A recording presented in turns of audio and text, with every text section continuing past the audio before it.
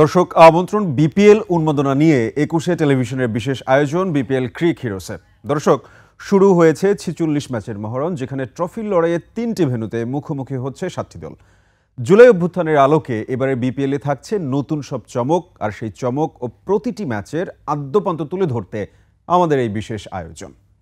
আজ আমাদের সাথে স্টুডিওতে উপস্থিত আছেন বাংলাদেশ জাতীয় দলের সাবেক ক্রিকেটার তারেক আজিজ খান। তারেক ভাই, আপনাকে অসংখ্য ধন্যবাদ আমাদের সাথে যুক্ত হওয়ার জন্য, and I am really happy to have you here today with us. আমি আপনার কাছে শুরুতেই গতকালকে দুর্বার রাজশাহী ফরচুন বরিশালের ম্যাচটা নিয়ে একটু কথা বলতে যাচ্ছি। আমি কথা বলতে যাচ্ছি তামিম ইকবালকে নিয়ে। ৪৮ বলে ৮৬ রানের যে ইনিংসটা সে খেললো, যে তামিমের অপেক্ষায় এবারের বিপিএলের পুরোটা সময় আমরা ছিলাম, সেই তামিমকে দেখতে পেলাম। What's your thought on this? আরেকটা জিনিস এটার সাথে হচ্ছে, আমি আরেকটা প্রশ্ন জুড়ে দিই, আমরা এমন তামিম ইকবালকে আসলে সবসময় কেন দেখতে পাই না? কি মনে হয় আপনার?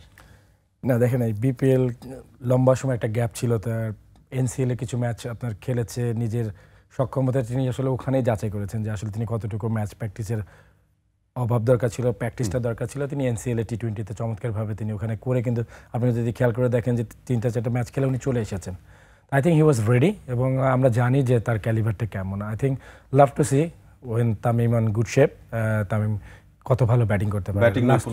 লাস্ট ম্যাচ চমৎকার করেছে। আমরা জানতাম যে তাসকিন ওয়াজ সুপার ফর্ম, এবং দেখার বিষয় ছিল যে তাসকিনের এগেনস্টে সে কীভাবে আপনার নিজেদেরকে মেলে ধরে। বাট লাস্ট ম্যাচ আমি বলবো যে দায়িত্বশীল ব্যাটিং, যেটা আপনি হয়তো বলছেন যে বিগ ফ্যান বেস তার আছে, সবাই অপেক্ষা করছে তামিমের কাছ থেকে একটা জাস্ট নিউজ যে তিনি আবার ন্যাশনাল টিমে ব্যাক করবেন। তামিমই ভালো বলতে পারবেন। বাট ওভারঅল যদি বলেন ফরচুন বরিশালের দর্শক হন আপনি, তাহলে হ্যাপি যে ক্যাপ্টেন লিডিং অন ফ্রন্ট, এবং তিনি চমৎকারভাবে দলকে জিতিয়ে লাস্ট ম্যাচ মাঠ থেকে বেরিয়েছেন। Great great. তামিম মুশফিকের জুটি ম্যাচ জয়ের কারিগর, যে জায়গায় আপনার মুশফিকুর রহিম ২৪ বলে ৩৪ রান করেছে। মুশফিকের গতকালকে ইনিংস আপনি কিভাবে দেখছেন? না, বাংলাদেশের অন্যতম সেরা প্লেয়ার। আপনি হয়তো যেটা হয়, যদি পুরো বরিশাল টিমটা দেখেন, দে আর এক্সপিরিয়েন্স অ্যান্ড বলবো যে ২-৩টা ইয়ুথের সমন্বয় আছে সেই জায়গাটাতে। বাকি সবই national team base, experience is there. মানে এই জিনিসটা প্রায় দেখা যায় যে আপনি দেখেন কিভাবে মাহমুদুল্লাহ বাঁচিয়েছে, আনবিলিভেবল। এবং আমরা জানি যে মুশফিক, আপনি কিন্তু দেখেন যে মিস করেছিল, ঢাকাতেও মিস করেছে, বাট কালকের ম্যাচটাতে যে দায়িত্বশীল ব্যাটিংটা করেছে, team always wanted like that, যে নাম্বার 3-4 পজিশনের প্লেয়ারটা আপনার ঠিক এই ধরনের ব্যাটিংটা করবে। লাস্ট ম্যাচের আসলে ওই চ্যালেঞ্জটা ছিল না, যেটা আমরা ফিল করেছি, যে ধরেন ওই চাপটা ছিল না, বিকজ তামিম এবং কায়েল মাইন্স উপর থেকে চমৎকার খেলার কারণে আপনার মুশফিকের রোলটা খুব ইজি ছিল, এবং মুশফিক ব্যাটেড ভেরি ওয়েল। এবং আমার মনে হয় যে মিডল অর্ডারের যদি বাংলাদেশের সর্বকালের সেরাদের একজন ভাবা হয়, তাহলে আমার মনে হয় যে মুশফিকের নামটা আসবে নিঃসন্দেহে। কাইল মার্সও হচ্ছে আপনার গতকাল ১১ বলে ২৪ রান করেছে। বিপিএলে এই যে আপনাদের আমরা দেখতে পাই বিদেশি খেলোয়াড়দের আনাগুন আমরা নিয়ে আসছি, এইটা আমাদের ন্যাশনাল টিমের যারা খেলোয়াড়রা আছেন, কিংবা যারা হচ্ছে বিভিন্ন লিগ খেলছেন, তাদের জন্য কতটুকু পজিটিভ ভাইব ক্রিয়েট করছে, কতটা বেনিফিটের জায়গা হচ্ছে? হ্যাঁ, আমরা আসলে বিপিএলের যে হাইপটা, সেখানে আসলে এই ধরনের আমরা বলবো যে সবসময় যে টপ ক্লাস প্লেয়ারগুলোকে চাই, বিকজ টপ ক্লাস প্লেয়ারদের সাথে যখন ড্রেসিং রুম শেয়ার হবে, আমার আপকামিং ইয়াংস্টাররা খেলবে। আপনি দেখেন 7 জন কিন্তু আমাদের, 4 জন আমরা ফরেন থেকে নিচ্ছি, এবং সেই জায়গাটায় 2-3টা টিম ছাড়া হাতে গোনা বাকি সব টিমের ফরেন কিন্তু not up to the mark. এবং আমরা এটা জানি যে ওয়ার্ল্ড ক্রিকেটে তারা নিজেদের অবস্থানটা কোথায়, সেই সব রিক্রুটার, মানে অ্যালেক হ্যাক্সের মতো প্লেয়ার বা কায়েল মাইসের মতো প্লেয়ার কয়টা আছে অন্যান্য টিমে, সেগুলো একটা দেখার বিষয়। তো সেই জায়গাটা যদি ফ্র্যাঞ্চাইজিগুলো যত্নশীল হয়, তাহলে আমরা বলতে পারবো যে হ্যাঁ, যে সেই ধরনের বিদেশি মানের আপনার ফরেনারগুলোকে আমরা আনছি বিপিএলে, যাতে আমাদের খেলার মান উন্নতি হয়। বাট ওভারঅল যদি দেখেন, আমি বলবো যে not up to the mark foreign player সব টিমগুলো কালেক্ট করেছে। তামিম ইকবাল কালকে বাউন্ডারির ব্যাপারে একটা কথা বলেছিলেন, যে বাউন্ডারি বড় করার ব্যাপারে। মিরপুরে আপনার হচ্ছে ৭১ মিটার, সিলেটে হচ্ছে ৬৫ meter. So there is this huge difference between two venue. তো এইটা কি আসলে বোলারদের ডিমোটিভেট করে কিনা? না, ওয়ার্ল্ড ক্রিকেটে আপনি যদি খেলতে যান, আপনি দুনিয়াতে অনেক মাঠ আছে, এর থেকে ছোট মাঠও আছে, 55-এর মাঠও আছে। আসলে ওইটা আসলে ডিপেন্ড করে যে আসলে যেটা আপনার বললাম, যে ইন্টারন্যাশনালি যখন কোনো বড় ম্যাচগুলার, মানে আইসিসির থেকে যখন কোনো ম্যাচগুলো আয়োজন করা হয়, তখন ম্যাক্সিমাম ওখানে 171 থেকে 75 মিটারের ভিতরেই আপনার ম্যাক্সিমাম ম্যাচ থাকে। যেমন অস্ট্রেলিয়াতে যখন আপনি খেলেছেন অলমোস্ট 85-80-80-র কাছাকাছি আপনার রোপগুলো ছিল। তো সেই জায়গাটা থেকে হয়তো বলতে পারেন এক একটা জায়গার ভেন্যুর ডিস্টেন্স অনুসারে, বাট সিলেটের অনুসারে আমার মনে হয় যে সিলেটে আরেকটু বড় করতে পারতো, বিকজ সিলেট 65-এর মাঠ নয়, তার পাশে আরও অনেক বেশি জায়গা আছে। বাট এটা আয়োজক বা ম্যাচের যে যারা আছেন তারা হয়তো বিপিএল কমিটি থেকে হয়তো রান বেশি চাচ্ছেন। এটা কি বিপিএলের চমকটা, ক্রেজটা হচ্ছে দর্শকের মধ্যে ঢুকিয়ে দিতে, ছোট মাঠ হলে রান বেশি হবে, সবাই রান দেখতে চাচ্ছে, এটাও একটা পলিসি হতে পারে, but I don't know. But এই মাঠেও খেলা হয় এবং এই মাঠেও তো সবাই ক্যাচ আউট হচ্ছে। 65 হলে যে আপনি 4 ছক্কা আপনার খুব বেশি হচ্ছে তাও না, কিন্তু জিনিসটা হলো আপনার স্ট্যান্ডার্ড অফ দ্য প্লেয়িং। আমার মনে হয় যে মাঠের যে ক্রিকেটটা সেই জায়গাটাতে প্লেয়াররা যদি ভালো খেলে তাহলে আই থিঙ্ক মাঠ not a matter. Great great. আমি আরেকটা জিনিস আপনার কাছে জানবো, শাহিদ আফ্রিদি রিসেন্ট একটা প্রাইভেট মিডিয়া হাউসে আপনার হচ্ছে ইন্টারভিউ দিয়েছেন, সে জায়গায় বলেছেন যে সাকিব আল হাসানের সে দারুণ ভক্ত, দারুণ প্রশংসা করেছেন, এবং সে আরও একটা জিনিস বলেছেন যে চ্যাম্পিয়ন ট্রফিতে সাকিব আল হাসানকে রাখা নিয়ে আপনার কি মনে হয়, সাকিব আল হাসানকে কি আমরা চ্যাম্পিয়ন ট্রফিতে পেতে পারি? আসলে এটা বোর্ড পলিসি, বোর্ড আসলে সাকিবকে কিভাবে চাচ্ছে, বাট সাকিবের অভাব তো বাংলাদেশে আসলে পূরণ হবে না। যদি আমাকে পার্সোনালি জিজ্ঞেস করেন, আমার কাছে মনে হয় না যে বাংলাদেশ মানে হিস্ট্রি ঘাটলে যে সে এরকম একটা প্লেয়ার, তার মতো প্লেয়ার কোনো সময় প্রডিউস হয়েছে। He is number one. এত লম্বা সময় বাংলাদেশ ক্রিকেটে আপনার কেউই নাম্বার ওয়ান ওয়ার্ল্ড ক্রিকেটে অবস্থান করেনি, সাকিব সেটা করে দেখেছে। সো তার স্ট্যান্ডার্ড, তার লেভেল অন্য সবার থেকে আলাদা। আপনি যেটা বলেন, হ্যাঁ বাংলাদেশ টিম যদি চ্যাম্পিয়ন ট্রফিতে আসলে রেজাল্টটা চিন্তা করে, তাহলে আমরা বলতে পারি তামিমকে টিমে ঢুকালে অনেক ভালো হবে, কারণ আপনি রিসেন্ট দেখছেন যে 8-9 মাস না খেলেও তামিম যে ব্যাটিং করছে সে অন্যদের থেকে অন্যদের থেকে ভালো। সো সাকিব আল হাসান ওই জিনিস যে যখন মাঠে নামবে তখন অন্যদের থেকে ভালো। সো বাংলাদেশ যদি চায় যে আমাদের সিনিয়র ক্যাম্পেইনারের কাছ থেকে পারফরমেন্সটা নিতে, বা আমরা ওখানে যদি চোখ করি যে আমরা শুধুমাত্র পার্টিসিপেট নয় কোনো কিছু অ্যাচিভ করার জন্য আপনার করছি, তাহলে অবশ্যই এখনও বাংলাদেশ টিমে সাকিবের অল্টারনেট তৈরি হয়নি। সো যখন অল্টারনেট তৈরি হবে তখন কথা আলাদা, বাট স্টিল আপনি যদি ফিল করেন, যদি আমাকে বলেন, তাহলে আমি মনে করি যে বাংলাদেশ ক্রিকেটে সাকিবের দরকার আছে। গতকালকে দুর্বার রাজশাহীর এনামুল হক বিজয় 35 বলে 39 রান করেছে, ইয়াসির আলী 23 বলে 37 রান করে আউট হয়েছেন। সিলেট আসলে আপনার কি করলে নেক্সট ম্যাচগুলোতে জয়ী হতে পারে? এটা আসলে ওদের টিম ম্যানেজমেন্ট ভালো বলতে পারবে, আমি আসলে দূর থেকে অত ভালো বলতে পারবো না। But way the Anamul and আপনার Yasir is batted, I think 2 player যারা আপনার বলতে পারবো যে খেলার মূল এটা নিয়ন্ত্রণ করছে রাজশাহীর হয়ে। তাসকিনের বোলিংটা তাদের জন্য বাড়তি পাওয়া, বাট বাকি জিনিসগুলো তাদের একটু এলোমেলো আছে। এবং আমার মনে হয় যে প্লেয়ার নামানো থেকে শুরু করে আপনার ব্যাটিং অর্ডারটা যদি দেখেন, বা খেলার আমরা যেটা বলি যে গেম অ্যাওয়ারনেসের যে জায়গাটা আসলে কীভাবে রিয়াক্টটা করতে হবে সেই জায়গাগুলো, এবং বোলিং ডিপার্টমেন্টটা কিছুটা ছন্ন ছাড়া আপনি দেখেছেন যে বোলিংয়ের যে T20 ফর্মের সুলভের যে বোলিংটা সেটা হয়তো মিসিং আছে, দ্যাটস ওয়াই হয়তো রেজাল্ট হচ্ছে না। বাট T20-র এই লম্বা সিজনে যেটা আপনি বললাম অনেকগুলো খেলা সবার সাথে সবার, সেই জায়গাটাতে আপস অ্যান্ড ডাউন হতে পারে।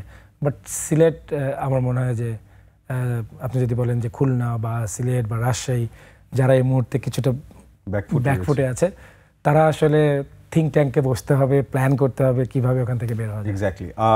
আজকের ম্যাচটা নিয়ে কথা বলতে যাচ্ছি।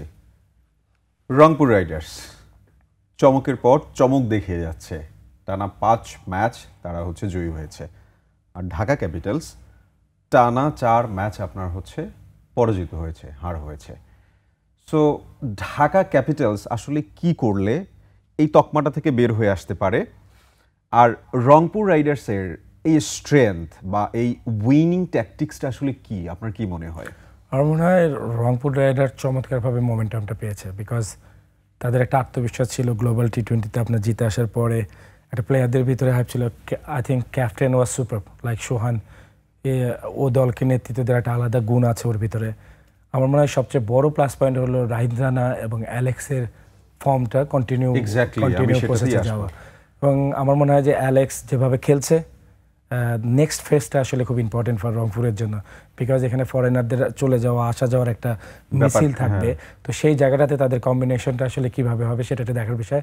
বাট অ্যাট দিস মোমেন্ট যদি আপনি খেলা দেখেন, তাহলে আমার মনে হয় যে বিপিএলের একদম টপ মোমেন্টামে রংপুর অবস্থান করছে। এবং আই থিঙ্ক আপনি আরেকটা প্লেয়ারের নাম না বললেই নয়, সেটা হলো শেখ মেহেদী এবং সাইফুদ্দিন Definitely. দুর্দান্ত ফর্মে রয়েছে। সো দুর্দান্ত টি-20 form রয়েছে, ফর্মেটে আপনার 4-5টা প্লেয়ার যদি অন টপ থাকে তাহলে যে কোনো টিমকে আপনার হারানো যায়, এবং সেই জায়গাটায় আমার মনে হয় রংপুর রাইডার্স সবাই কেমন ভাবে কি Exactly. করছে, বাট ক্যাপিটালসের দিকে তাকালে হ্যাঁ, it's really sad না? কিছুটা মনে হচ্ছে- ডিসঅ্যাপয়েন্টেড, Exactly. বিকজ যে ঢাকঢোল তারা পিটিয়েছে যেভাবে হচ্ছে আপনার প্রচারণা বা যে এক্সপেকটেশনটা দর্শক মনে ক্রিয়েট হয়েছিল সেই অনুযায়ী কিন্তু হচ্ছে কিচ্ছু আসছে না। না। আমরা আপনার হচ্ছে লিটন দাসকে দেখতে পাচ্ছি না, একেবারেই দেখতে পাচ্ছি না। সো এই যে টোটাল সিনারিওটা, এই সিনারিওটা থেকে ঢাকা ক্যাপিটালসের টিম গোছানোর ক্ষেত্রে বা হচ্ছে থিঙ্কিং এর ক্ষেত্রে কোন কোন বিষয়গুলো আরো আসলে যদি হচ্ছে আমি জানতে চাই যে এই পার্টিকুলার এই পয়েন্টগুলোতে তাদের ফোকাস করা উচিত। না দেখেন, ওখানে কিন্তু আমার মনে হয় যে যথেষ্ট আপনার ক্যালিবার সম্পর্ক লোকজনগুলো রয়েছে, এবং আই থিঙ্ক তারা এখনো টিমের ভিতরের কম্বিনেশনটা হয়তো ঠিক করতে পারেনি। পার্সোনালি যদি আমার মনে হয় যে ক্যাপ্টেন্সির জায়গায় লিটনকে দিলে হয়তো বেশি ভালো হতো, দেশি কেউ ক্যাপ্টেন হলে, বিকজ সাতটা লোকাল প্লেয়ারকে আপনার হ্যান্ডেল করতে হয়। লোকাল প্লেয়ারের কম্বিনেশনটাই স্টিল ফাইন টিউনিংয়ের জায়গাটা আপনার এখনও ঠিক হয় না। আপনি যদি দেখেন যে আজকে মুসাদ্দিকেও খেলানো হয়েছে, সাব্বিরকে আমাদের জানতাম যে দলীয় শৃঙ্খলা ভঙ্গের কারণে সোহানকে কিছুটা খেলানো হয়েছে। সো লোকাল প্লেয়ারদের পারফরমেন্সটা ভেরি ইম্পর্টেন্ট এই বিপিএল ফরম্যাটে, বিকজ আপনি যদি দেখেন যে যে ধরনের উইকেট এবার হয়েছে, উইকেটের মান কিন্তু ভালো। সেই জায়গাটায় আমার মনে হয় যে, আর সবচেয়ে বেশি যেহেতু লোকাল প্লেয়াররা রেডি অবস্থায় ছিল, লাইক এনসিএল এর টি-20 ফরম্যাটটা খেলে সরাসরি কিন্তু বিপিএল এ তারা প্রবেশ করেছে। তো সেই জায়গাটায় সাডেনলি কেন অফ ফর্মে চলে যাচ্ছে প্লেয়ারগুলো, এবং আসলে কোন চাপটা তাদের উপর তৈরি হয়েছে, এটা খুব টিমের কাছ থেকে যারা আছে তারা ভালো করে বুঝতে পারবে। আমি আপনার তো দূর থেকে অনেকগুলো জিনিস ফাইন টিউন করতে পারি যে হ্যাঁ, দেখে মনে হচ্ছে তাদের ব্যাটিং অর্ডারটা পারফেক্ট নয়, তাদের বোলিং চেঞ্জিংগুলো আপনার ওইভাবে হচ্ছে না, সেটা হয়তো বলা যেতে পারে। বাট অ্যাট গ্রাউন্ডের যে জায়গাটাতে আপনার যারা প্ল্যানিং অ্যান্ড থিঙ্কিংয়ে যে জায়গাটায় আছেন, তারা যদি আরেকটু সচেতন হন যে টিমটার আসলে দরকারটা কাকে, কাকে দিয়ে কাজটা উদ্ধার হবে, যদি ওইটা হয় তাহলে হয়তো ঢাকা ক্যাপিটাল ঘুরে দাঁড়াতে পারে। আরেকটা জিনিস আমি জানতে চাচ্ছি, আজকে নাহিদ রানা 4 ওভারে 21 রান দিয়ে 3 উইকেট নিয়েছে। নাহিদ রানা আসলে কতটা মাথা ব্যথার কারণ হতে পারে প্রতিপক্ষের জন্য, বা কতটা মাথা ব্যথার কারণ হচ্ছে? না, এটা তো ও তো আমাদের স্পেশাল, মানে স্পেশাল যদি কিছু বলেন তাহলে আমাদের এক্সট্রাঅর্ডিনারি ট্যালেন্ট। আমার কাছে মনে হয় ওকে আসলে কিন প্রক্রিয়াতে আপনার রংপুর রাইডার্স হ্যান্ডেল করবে একটু লম্বা টাইম খাওয়ার জন্য। চমৎকার শেপে আছে, যেটা যেটা যেটা আমরা বাইরে থেকে দেখতে পাচ্ছি যে সামওয়ান যাকে আসলেই আপনাকে সমীহ করে খেলতে হবে ওয়ার্ল্ড ক্রিকেটের যেই আসুক অ্যাট দিস মোমেন্ট। তো বেস্ট প্লেয়ারটাকে তারা কিভাবে ইউজ করছে আমরা দেখতে পাচ্ছি যে আমার মনে হয় যে ক্যাপ্টেন সোহান চমৎকারভাবে তাকে ইউজ করছেন। ডেট ওভার বলেন, ফার্স্ট স্পেল বলেন, সেকেন্ড স্পেল বলেন, চেঞ্জিং বলেন। তো আমার মনে হয় যে এনভায়রনমেন্টটা ভালো আছে, যেটা আপনাকে বললাম যে টিমের মোমেন্টামটা পেয়ে গেছে, এবং নাহিদ রানা নিজেকে বুঝতে শিখছে যে সে সামথিং এই টিমের জন্য। হি ইজ ভেরি, তার পারফরমেন্সটা খুব মানে খুব effectively confident, not over confident, he is confident, he knows what he is doing. Yeah exactly. এবং সে নিজেকে, আপনি যদি দেখেন এনভায়রনমেন্টটা ভালো আছে, খুব ফ্রি লাগছে তাকে, মনে হচ্ছে যে সে মানে বলটা হাতে নিলে সে is very much relaxed, calm, relax, এবং মনে হচ্ছে যে সে এটা ডমিনেট করতে পারবে। সো এটা একটা বলারের জন্য একটা বিশাল পয়েন্ট, এবং মোমেন্টামটা তার পরে আছে। এবং আমার মনে হয় যে এখনও তিনি চ্যালেঞ্জের মুখে পড়েননি, বিকজ যতগুলো খেলা গেছে আমরা দেখলাম যে কিছুটা এই সময়টাতে এই জানুয়ারি মাসটাতে আপনার বোলারদের ফরে কথা বলে বল উইকেটের যে সেটা যদি আপনার আরেকটু থাকে তাহলে নাহিদ রানাকে এই বছর হ্যান্ডেল করা আসলে ডিফিকাল্ট হয়ে যাবে সবার জন্য। আমাদের বিপিএল ক্রিক হিরোসের ক্রিকেট উন্মেদনা থাকবে, কিন্তু তার আগে ছোট্ট একটা বিরতি নিয়ে আসছে দর্শক। বিপিএল ক্রিক হিরোসে নিয়ে নিচ্ছে ছোট্ট একটা বিরতি, আমাদের সঙ্গেই থাকুন, ফিরে আসছি অল্প কিছুক্ষণের মধ্যেই।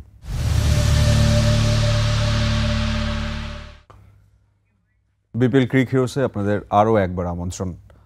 যেমনটা বলছিলাম, নাহিদ রানাকে নিয়ে আমাদের কথা হচ্ছিল। আমাদের কিন্তু প্রায় সময় আমরা দেখতে পাই আমাদের দুর্দান্ত সব প্রতিভা উঠে আসে, কিন্তু কোথাও না কোথাও গিয়ে আফটার সাম টাইম তারা হারিয়ে যাচ্ছে। এটা কেন হচ্ছে? আমাদের ম্যানেজমেন্ট অথবা এদের যে হচ্ছে আপনার গাইডেন্স, এটা কি কোথাও না কোথাও গিয়ে হার্ডশিপ চলে আসছে, বা তাদের পার্সোনাল লাইফের সাথে হচ্ছে প্রফেশনাল লাইফের ক্লাশ হচ্ছে, এরকম কিছু কি? না, আপনি যদি দেখেন যে আসলে দেখেন নাহিদ রানার যে স্পেশাল ট্যালেন্ট এটা সবাই জানে, বাট এখানে নাহিদ রানারও কিছু দায়বদ্ধতা আছে। সে নিজেকে কিভাবে রেস্টিং পিরিয়ডটা নেবে, ট্রেনিং পিরিয়ডটা কিভাবে চালাবে, তার রিহ্যাবটা কিভাবে করবে, তো তার একটা বড় দায়বদ্ধতার জায়গাটা আছে। দেন আসে আপনার কোচিং ম্যানেজমেন্ট থেকে, কোচিং ম্যানেজমেন্ট তাকে কিভাবে খেলাবে, একটানা খেলিয়ে যাবে না তাকে রয়ে শুয়ে খেলাবে, তাকে প্রপার রিকভারি করার সুযোগ দিবে। রেজাল্ট ওরিয়েন্টেডের জায়গায় যখন তাকে ওভার ইউজ করানো হবে, আমরা জানি যেটা বলছেন আপনি যে অনেককে হারিয়ে যেতে দেখেছি। বাট নাও মডার্ন ডেজ এবং প্লেয়াররা সবাই জানে যে নিজের ডিমান্ডটা কী, আসলে দল তার কাছ থেকে কী চাচ্ছে, তাকে কিভাবে প্রস্তুত হতে হবে। তো এই জায়গাগুলোতে কাজ করা হচ্ছে। আশা করছি যে মানে এই রিসেন্ট পাস্টে আপনার যে কাজগুলো হয়েছে সব পেস বোলাররাই মোটামুটি আপনার উপকৃত হয়েছে এবং তারা জানে যে তাদের কাজটা কী। এবং আপনি যদি দেখেন যে নাহিদ রানা বলেন, তাসকিন বলেন, হাসান মাহমুদ বলেন, তানজিব সাকিব বলেন, মুস্তাফিজ বলেন, পুরো পেস বোলিং ডিপার্টমেন্ট একটা আলাদা আপনার নিজেদেরকে ছাড়িয়ে যাওয়ার প্রক্রিয়া তাদের ভিতর শুরু হয়েছে। এখন এই জিনিসটা আমরা যদি ওয়ার্ল্ড ক্লাস হতে চাই, এবং ওয়ার্ল্ড ক্লাস হতে গেলে আসলে কোন কোন জায়গায় আমাদের আরও অনেক বেশি মনোযোগী হতে হবে, সেই জায়গাগুলো নিয়ে কাজ করা হয়, তাহলে এই পেস ডিপার্টমেন্টে যে পেস ডিপার্টমেন্টটা এখন এই মুহূর্তে আছে, এবং বাইরে আপনি যদি খেয়াল করে দেখেন এবাদতে ওয়েটিং, মুশফিক হাসান ওয়েটিং, এবং আরও কিছু পেস বোলার আছে, রিপন মণ্ডল আপনি দেখেছেন, যে একটা bunch of pace bowling department উঠে আসছে যে যারা ওয়ার্ল্ড ক্রিকেটে নিজেদেরকে সক্ষমতা যাচাই করতে চায়। এবং সেই জায়গাটায় তাদের ট্রেনিং প্রসেস, তাদেরকে ইউজিং, যেটা আপনি বলেছেন, তাদেরকে জানতে হবে আসলে সত্য কথা যে কোন প্রক্রিয়াতে আমি বের হবো। এবং আপনি যেটা বলেছেন যে ওভার ইউজটা যদি হয় তাহলে হয়তো আমরা ইনজুরির এইগুলা লিস্টগুলো দেখতে পাবো। এবং আমাদেরকে অবশ্যই এই ব্যাপারে যত্নশীল হতে হবে, আসলে আমরা কোন সেক্টরে কাকে কত বেশি ইউজ করব, কার কাছ থেকে আসলে কিভাবে আপনার আউটকামটা বের করতে চাই। কাউকে না জানিয়ে অনুশীলন ম্যাচে না আসা, দল থেকে বাদ পড়া, আবার আপনার হচ্ছে আজকে সাব্বিরের পারফরমেন্স, সব কিছু মিলিয়ে মোটিভেশনের যথেষ্ট ল্যাক অফ মোটিভেশন, শৃঙ্খলা মনে হচ্ছে খুবই কম। সাব্বির কি আসলে ফিরতে পারবে? এটার অ্যান্সার মনে হয় সাব্বিরই সবচেয়ে ভালো দিতে পারবে। বাট ক্রিকেটীয় দৃষ্টিকোণ থেকে যদি আপনি দেখেন যে কথাগুলো আপনি বললেন, আপনি ট্রেনিংয়ে উপস্থিত হবেন, কোচ আপনাকে লাইক করবে না, সে তার একা দোষে নিবে না। আমরা দেখেছি যে তাকে নেওয়া হয়নি। সুজন ভাই যদি না বলতে তাহলে হয়তো অনেকে জানতোই না যে কেন দলে নেওয়া হচ্ছে না।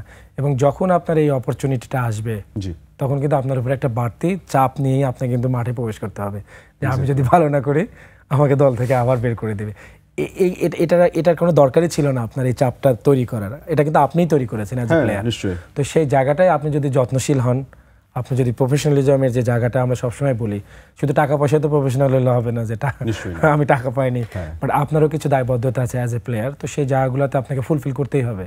এবং আপনি অবশ্যই যেটা দেখেছেন যে সে অবশ্যই একটা স্পেশাল ট্যালেন্ট সাব্বির, খুব মারমুখী আমি পার্সোনালি তাকে মনে করি যে শুধু তার এই যে আপনি যে আপনার ভিতরে যে গ্রিসনেসটা আছে সেটা প্রপার ইউটিলাইজেশন সেটা আপনি কিভাবে করবেন, সেই জায়গাটাও আমার মনে হয় যে কোচিং ম্যানেজমেন্ট যারা আছে যে এই পাগলা ঘোড়াকে কিভাবে আপনার মোটিভেট করবে।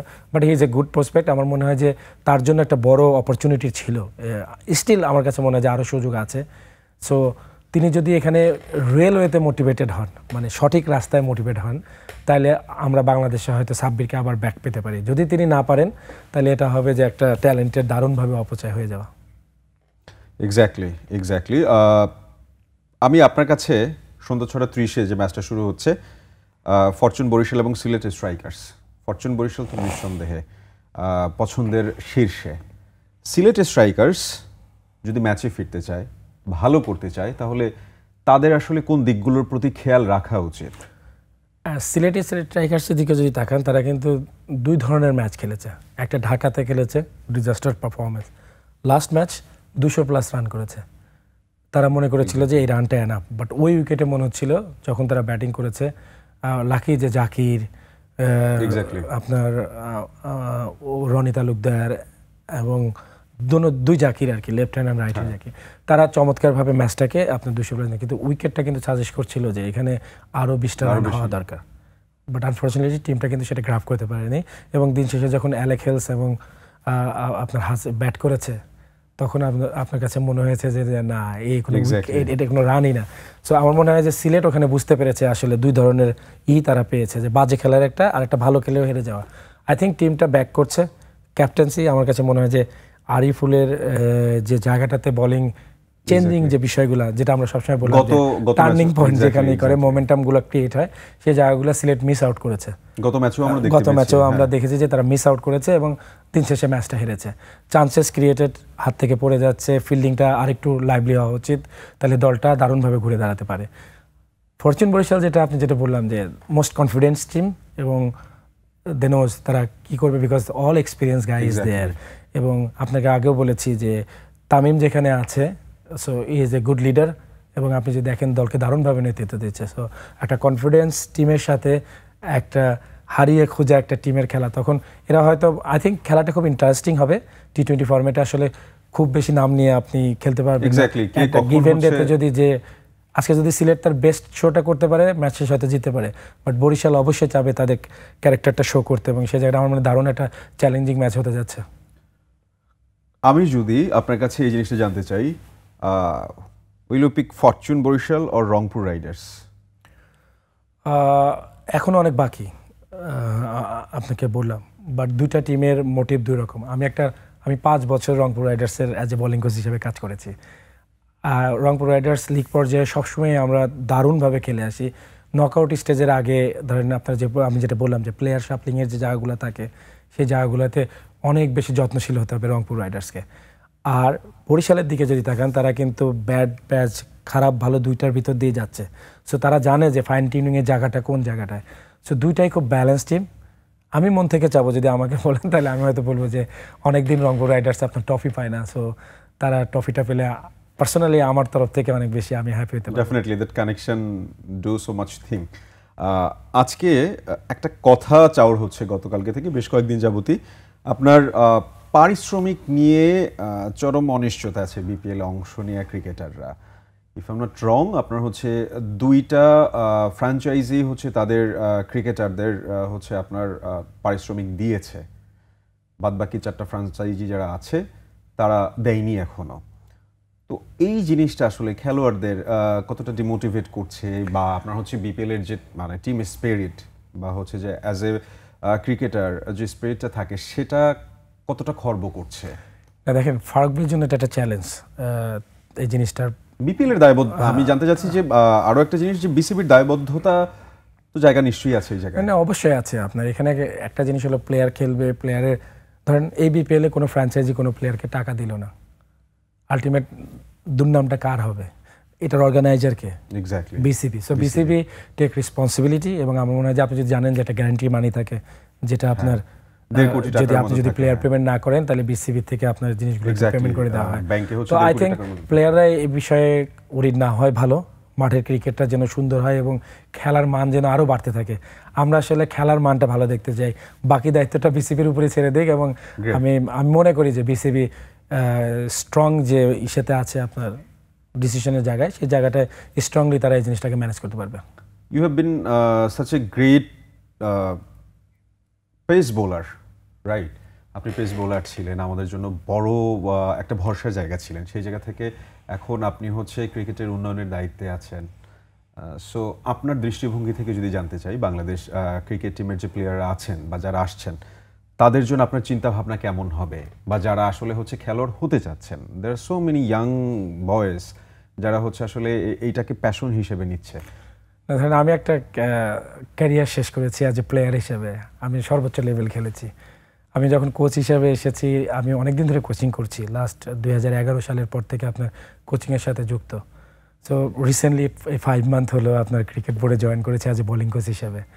তো আই থিঙ্ক যেটা বলবো সবসময় ড্রিম হাই এবং চেজ ইট ডাউন, মানে এর পিছনে দৌড়াতে থাকেন, বড় স্বপ্ন দেখেন, দৌড়াতে থাকেন, ইনশাল্লাহ আপনি একদিন বাংলাদেশের। বাট আমরা যারা এই মুহূর্তে কাজ করছি আমাদের একটা ড্রিম আছে যে আমরা চাই যে আমাদের প্লেয়ারগুলোর ওয়ার্ল্ড ক্রিকেটটা ডমিনেট করুক, এক একটা প্লেয়ার ইন্ডিভিজুয়াল আপনার ওয়ার্ল্ড ইন্ডিভিজুয়াল একটা পরিচয়, হ্যাঁ ইন্ডিভিজুয়াল পরিচয়, যেটা যা একসময় আমাদের আইডল ছিল না, পরবর্তী জেনারেশন যারা আসবে তারা যেন তাদের সামনে একটা করে আইডল পেতে পারে। তো সেই জায়গাগুলো নিয়ে কাজ করা হচ্ছে। প্লেয়াররা আপনার ওইভাবে মোটিভেট হয়ে আসুক। আমি আপনাকে বলেছি যে বাংলাদেশ টিমে চান্স পাওয়াটা ইস্যু না, বাংলাদেশ টিমে 20 বছর খেলাটা খুব ইম্পর্টেন্ট এবং ওই ধরনের ক্রিকেটটা খেলা যে যাকে দেখে আরও 200 প্লেয়ার তৈরি হবে। আমরা চাই যে নেক্সট জেনারেশন সাকিব তামিমকেও বিট করুক এবং সেই জায়গাটাই আসলে কাজ করছি।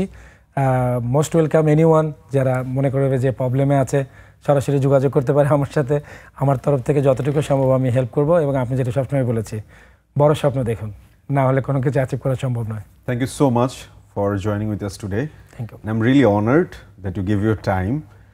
অসংখ্য ধন্যবাদ। আপনার সাথে আবারও দেখা হবে। ধন্যবাদ একুশে টিভিকে। Thank you.